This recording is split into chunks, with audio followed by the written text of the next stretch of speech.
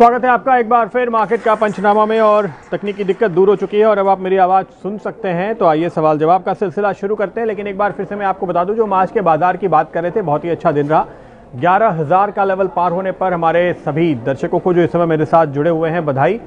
मुझे पता है आपकी अभी भी शिकायत होगी कि आपका पोर्टफोलियो तो अभी घाटे में है। आप कहेंगे आपके म्यूचुअल फंड के NAV अभी नहीं बढ़े। ये सही बात है, क्योंकि मार्केट में पार्टिसिपेशन कम है। कुछ ही स्टॉक्स हैं जो ऊपर चल रहे हैं। इवन निफ्टी के अंदर भी आप देखिए तो शायद 10 या 15 शेयर हैं जो पूरी तेजी के लिए जिम्मेदार हैं, और बहुत सारे स्टॉक्स हैं जो पीछे रह गए हैं। मिड कैप स्मॉल कैप तो आज भी घाटे में चल रहे थे। मार्केट ब्रेथ अगर आप देखें, गिरने और बढ़ने वाले शेयर्स के बीच का जो समीकरण है वो बहुत कमज़ोर था। लेकिन देखिए, शुरुआत हुई है। निफ्टी ने शुरुआत की है 11,000 के ऊपर निकल के, सेंसेक्स ने शुरुआत की है 37,000 के ऊपर निकल के, और आगे आपका शेयर भी बढ़ेगा, आपका पोर्टफोलियो भी बढ़ेगा। अगर ये ट्रेंड आगे चलता है तो ये एक अच्छा शुभ संकेत है हम सभी के लिए। और FIIs की तगड़ी खरीदारी वो तो बाजार को ऊपर लेके जाएगी, इसकी पूरी उम्मीद कर सकते हैं। तो उसी आंकड़े पे नजर रखिए, FIIs लेते रहें, तब तक आप निश्चिंत रहिए। चलिए सवाल जवाब का सिलसिला जल्दी से शुरू करते हैं। ग्रेफाइट पर एक सवाल है श्रीनिवास दामू का। श्रीनिवास जी, ग्रेफाइट ने मुझे बहुत निराश किया है, जिस तरीके से ये स्टॉक जोर से गिरा। थोड़ा अब शक शुबा होने लगा है। जो भरोसा था इस कंपनी पे वो थोड़ा सा कमज़ोर हुआ है। फंडामेंटल्स परफॉर्मेंस के लिहाज से, किसी और लिहाज से मैं नहीं कह रहा हूँ।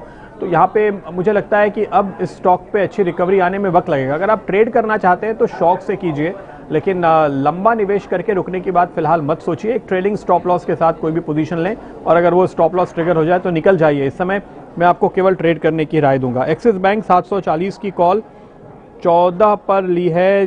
व्यू जानना चाहते हैं अविनाश धीमान जी। अविनाश जी, एक्सिस बैंक पे ऐसे तो ओवरऑल मेरा व्यू तेजी का है, लेकिन एक अच्छी खासी उछाल ये दिखा चुका है। 740 की कॉल आपने इस सीरीज के हिसाब से ली है। अभी तो सीरीज की शुरुआत है। मुझे नहीं लगता कि आपको इस ट्रेड पे नुकसान होना चाहिए। सीरीज के दौरान उतार चढ़ाव देख सकते हैं, और खासतौर पे कल आने वाली पॉलिसी के दौरान अगर बैंकों में कोई वॉलेटिलिटी आती है तो वो बात अलग है। तेजी की पोजीशन अगर आप लेने का चाहते हैं एक्सिस बैंक में, तो मैं कहूँगा किसी भी गिरावट में आप और भी खरीदारी कर सकते हैं, चाहे आप कॉल को ऐड करें, चाहे आप कैश में और लेना चाहें। एक्सिस बैंक फिलहाल तेजी में है, और जब से इसने 600 का लेवल पार किया है तब से हम कह रहे हैं कि ये बहुत लंबी रेस का घोड़ा साबित होने वाला है। देखिए 750 के आसपास तक तो ये पहुंच ही रहा है, तो जाहिर है कि ये तेजी अभी जारी रहने वाली है।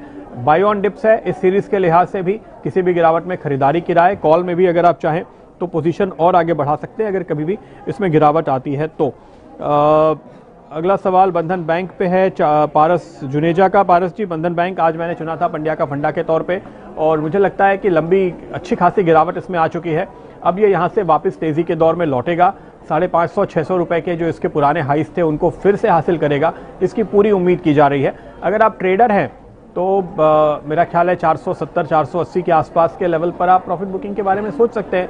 लेकिन ये बैंक एक काफ़ी अच्छा मौका दे रहा है लंबे अवधि के निवेशकों को भी, लेकिन चूंकि वॉलेटाइल रहा है हाल के दिनों में, तो अगर आप थोड़ा बहुत स्विंग ट्रेड करने की भी कोशिश करें तो कोई बुराई नहीं है।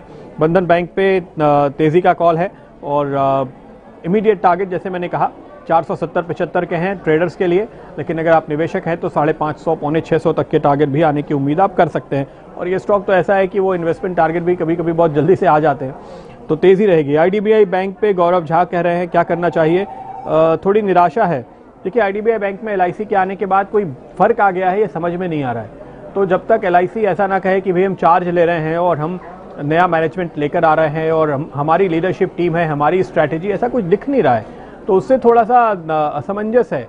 आखिर फिर प्रोमोटर के बदलने का मतलब क्या हुआ? सरकार की जगह LIC ने ली है, तो वो एक प्रोफेशनल ऑर्गेनाइजेशन की तरह कुछ करे, वो दिख नहीं रहा है। इस वजह से ये स्टॉक संभल नहीं रहा, नतीजे भी कमज़ोर हैं, बैलेंस शीट तो वीक है ही, तो ये बदलाव भी नहीं हुआ, वो निराशा है। तो गिरावट का नया दौर शुरू हुआ है, इसमें बीच में आने की कोशिश मत कीजिए।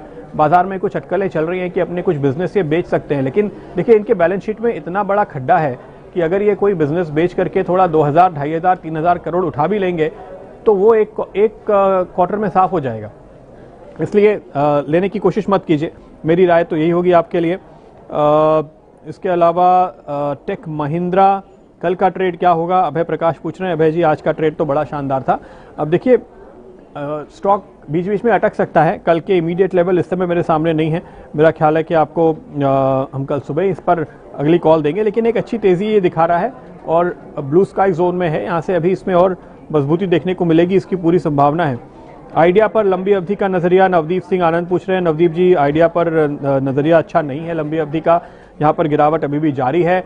जब तक ये ट्रेंड बदल नहीं जाता, जब तक कुछ नतीजे अच्छे नहीं आ जाते 1-2 क्वार्टर के, बॉटम फिशिंग मत कीजिए। फिर चाहे वो आइडिया हो, चाहे वो टाटा मोटर्स हो, कोई भी ऐसा स्टॉक जो लगातार कमजोर हो रहा हो, उसमें आपको बीच में नहीं उतरना चाहिए जब तक कि टर्न अराउंड दिखाई ना देने लगे। आर पावर सच्चिदानंद अंकुर पूछ रहे हैं, नहीं माफ कीजिएगा, सचदेव अंकुर सचदेव पूछ रहे हैं। अंकुर जी, आर पावर पे व्यू अच्छा नहीं है, बहुत कमजोर है स्टॉक, क्या करेंगे लेके। डी मार्ट 100 शेयर्स 1320 के भाव पे नितिन अरोड़ा जी ने लिए। नितिन जी, बहुत बहुत बधाई, और आप तो पार्टी दीजिए, स्टॉक पे आपने शानदार रिटर्न कमा लिया है। जब भी इसमें गिरावट आती है तो उसका फायदा उठा करके खरीदारी करनी चाहिए। डी मार्ट में हमारी ये राय लगातार रही है। अब आप क्या निकलना चाहते हैं इसमें से? थोड़ा अभी है मौका, मुझे लगता है, बहुत जल्दी मत कीजिए। आजकल वॉलेटाइल हो गया है, देखिए ये ट्रेडिंग का स्टॉक है नहीं, लेकिन इन दिनों बाजार का मूड देखते हुए इस पे वॉलेटिलिटी बहुत दिखती है। लेकिन अब देखिए बाजार में आ गया है ब्रेकआउट, और एफआईआईज लौट कर आएंगे तो एफआईआईज वही स्टॉक खरीदेंगे जो उनके फेवरेट रहे हैं, और डीमार्ट भी वैसा ही एक स्टॉक है जो क्वालिटी कंपनी है। तो अगर आप ये सोच रहे हैं कि जैसे पिछले कुछ महीनों के दौरान इस तरह के क्वालिटी शेयर्स ने आपको बार बार मौका दिया खरीदारी का, क्या वो आगे भी देंगे? अगर मार्केट 11,000 का लेवल सस्टेन करके रखता है और एफआईआईज की बाइंग के आंकड़े दिखते रहते हैं, तो फिर आप इसमें से निकलने की जल्दी मत कीजिएगा। हाँ, अगर 11,000 फिर निकल जाए, फिर से बाजार करेक्शन के मूड में आए, तब आप सोच सकते हैं कि आप बेचें और फिर आपको शायद नीचे एंट्री मिल जाए। अगला सवाल 8 के माइल पर महेश जी, जाने दीजिए ना, यही स्टॉक बचा है अब मेरे पास। SBI 299, यस बैंक 202, सन फार्मा 427, बाप रे बाप लंबी लिस्ट है। योगेंद्र सिंह धाकड़, नाम तो आपका बहुत धाकड़ है। योगेंद्र जी, ये देखिए SBI अच्छा स्टॉक है, यस बैंक ठीक है, गिरावट में थोड़ा और जोड़ सकते हैं। सन फार्मा पे इस समय थोड़ा नज़रिया साफ नहीं है। टाटा मोटर्स पे उछाल में निकली है और PNB से भी उछाल में निकली है, ये मेरी राय होगी। आपके इस पूरे पोर्टफोलियो में मैं केवल आपको SBI और यस बैंक पे ही बने रहने की राय दूंगा, बाकी में आप उछाल पे निकल जाइए तो आपके लिए बेहतर होगा। DHFL 195 पे 5,000 शेयर हिमांशु दावड़ा जी ने लिए हैं। भाई साहब, क्यों लिए हैं? हम आपको लगातार कह रहे थे कि इससे दूर रहिए, आपने पता नहीं, आपको शायद अपने पैसे प्यारे नहीं होंगे। इतने ऐसी क्वालिटी के स्टॉक्स में आप क्यों एंट्री ले रहे हैं, जबकि बाजार में एक से एक अच्छे से अच्छे स्टॉक हैं और हम आपको पूरे दिन बता रहे हैं वो स्टॉक्स लीजिए। अभी भी मैं बोलूँगा, जिस भी भाव पे जहाँ भी मिल रहा है स्विच कीजिए, यहाँ से निकलिए। DHFL बेच करके आप, जैसे आज हमने बंधन बैंक बताया था, आप वहाँ एंट्री लीजिए। आप ठीक है कि आप बहुत सारे स्टॉक बेच करके एक मिलेगा, ऐसा सीन होगा कि आप 4 स्टॉक बेचेंगे तो एक बंधन बैंक मिलेगा, या फिर आप अगर 25 शेयर बेचेंगे तो आपको एक बजाज फाइनेंस मिलेगा। लेकिन वही स्टॉक बढ़ रहे हैं, ये हम लगातार आपको कह रहे थे। आज 2,000 वाला बजाज फाइनेंस भी 2700 हो गया ना, तो अच्छी क्वालिटी के स्टॉक भी रिटर्न दे रहे हैं आपको। अगर आपको बहादुरी दिखानी है, हौसला दिखाना है, तो अच्छी क्वालिटी के स्टॉक में दिखाइए, कमज़ोर शेयरों में ऐसा मत कीजिए। PNB का सवाल साफ नहीं है महेंद्र जी, तो मैं जवाब नहीं दे पाऊंगा, लेकिन PNB पे मेरा व्यू यह है कि ठीक है, थोड़ा बहुत संकेत सुधार के मिल रहे हैं, लेकिन अभी ये इन्वेस्टमेंट ग्रेड वाला स्टॉक नहीं हुआ है, ट्रेडिंग आप कर सकते हैं। बजाज फाइनेंस 2600 के पुट 48 रुपये पे लिए हैं संजीव शर्मा जी ने। भाई साहब, अच्छा खासा चढ़ता हुआ स्टॉक है और आप पुट खरीद रहे हो, अब मैं क्या बताऊं। मैं तो अभी भी तेज़ी का कॉल दे रहा था और तेज़ी ही है उसमें, पुट से निकलिए। कॉल लिया होता तो मुनाफे में होते।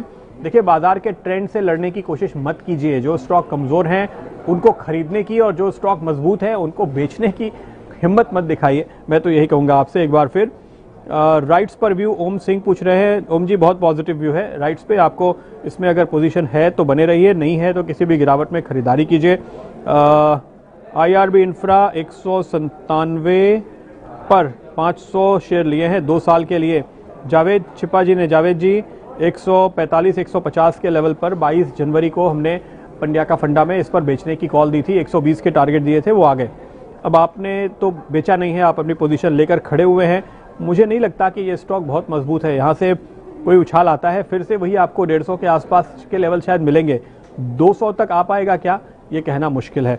इस समय इतनी ताकत तो दिखाई नहीं दे रही है मुझे। DLF और बॉब, ऋषि मिश्रा का सवाल है। बॉब ठीक है, DLF पे, रियल एस्टेट पे इनफैक्ट व्यू थोड़ा सा बदल रहा है इस समय, और वहाँ पर बाइंग देखने को मिल रही है। तो उसका थोड़ा फ़ायदा है, लेकिन डीएलएफ के मुकाबले में मुझे गोदरेज प्रॉपर्टीज़ ज़्यादा पसंद है, मुझे ओबेरॉय रियल्टी ज़्यादा पसंद है, मुझे प्रेस्टीज एस्टेट ज़्यादा पसंद है। ये फंडामेंटली अच्छे स्टॉक हैं। अगर आप मुझे पूछेंगे तो मैं अपने पैसे डीएलएफ में नहीं डालूंगा, मैं ओबेरॉय रियल्टी में डालूंगा, मैं प्रेस्टीज एस्टेट में डालूंगा। आप अपना फैसला कीजिए। रियल एस्टेट पे by the way view positive है, यहाँ से एक तेज़ी दिखती है हमें। रिलायंस इंफ्रा पे व्यू विक्रमजीत सिंह पूछ रहे हैं, कुछ भी हो सकता है, इससे दूर रहिए। शायद कल तो फिलहाल बैन में चला जाएगा, बहुत सारी शॉर्ट पोजीशन बन गई है, लेकिन उससे भी रुकेगा नहीं। देखिए रिलायंस कैपिटल भी कहाँ रुका, बैन में गया फिर भी गिरा, तो बहुत ज़्यादा सेलिंग प्रेशर है इस समय इस पर। बिल्कुल भी आप इसमें बॉटम फिशिंग की कोशिश ना करें। फिर से मैं कह रहा हूँ, मजबूत स्टॉक खरीदिए, कमज़ोर शेयरों से दूर रहिए। अगला सवाल लेते हैं। इडलवाइज 214 पे बाई किया हुआ है, करंट प्राइस हाँ बहुत नीचे आ गया। आजू शर्मा जी, दरअसल इडलवाइज पे अभी भी व्यूज़ बदला नहीं है, प्रेशर अभी भी काफ़ी ज़्यादा है, और एनबीएफसीज़ को जिस तरह से उम्मीद थी कि सरकार या आरबीआई मदद करेंगे वो कर नहीं रहे हैं। कल की पॉलिसी की प्रेस कॉन्फ्रेंस काफ़ी अहम होगी। देखें, अगर आरबीआई एक एश्योरेंस देता है कि वो एनबीएफसीज़ के लिए सीधे तौर पे कुछ कदम उठाने वाला है, तो फिर शायद तस्वीर बदले, वरना पूरे के पूरे एनबीएफसी सेक्टर पे इस समय दिक्कत है। मेरी राय यह होगी कि आप उछाल में एनबीएफसी से निकल करके किसी अच्छे प्राइवेट सेक्टर बैंक में स्विच करें, वहाँ पर आपको ज़्यादा अच्छा रिटर्न मिलेगा। अगले कुछ क्वार्टर्स के लिए कम से कम यही तस्वीर नज़र आती है। इसके साथ ही चलिए वक्त है इजाज़त लेने का। कल का दिन काफ़ी अहम है, पॉलिसी कल बदले हुए समय पर आएगी 11:15 बजे, तो आप जुड़ना मत भूलिएगा CNBC आवाज़ पर एक बार फिर हमारे साथ। तब तक के लिए बाय बाय।